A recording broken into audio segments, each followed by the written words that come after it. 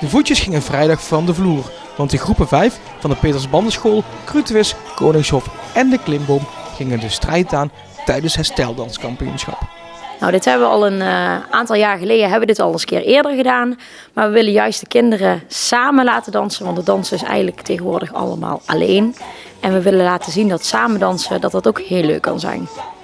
De afgelopen 3 weken hebben ze les gehad, iedere week een uurtje. En nu gaan we het kampioenschap vandaag doen. En al die inspanningen werden beoordeeld door een echte jury, bestaande uit dansdocent Roos Manders en wethouder Marten Leenders.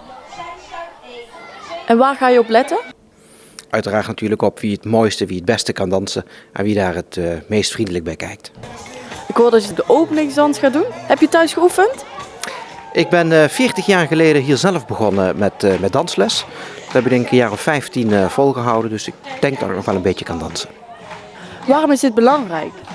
Dansen is natuurlijk een sport en bewegen is heel belangrijk, dus ik vind het heel belangrijk dat kinderen hier mee kunnen doen. Nou, natuurlijk is het belangrijk dat de kinderen elkaar vast durven te houden. Want ja, we leven toch wel in een maatschappij dat het soms het aanraken van elkaar, dat best wel even spannend kan zijn. Maar we willen eigenlijk meegeven, oké, je mag elkaar vastpakken, het is niet vies. Dus zo willen we het laten zien dat het ook gewoon heel leuk kan zijn om samen te dansen. Hoe was het voor de kinderen?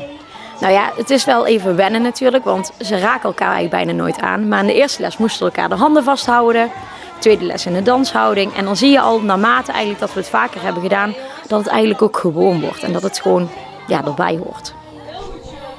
En na vele pasjes op bekende cha-cha-cha en foxtrot hits werden Daan en Noah van de Klimboom uitgeroepen tot kampioen.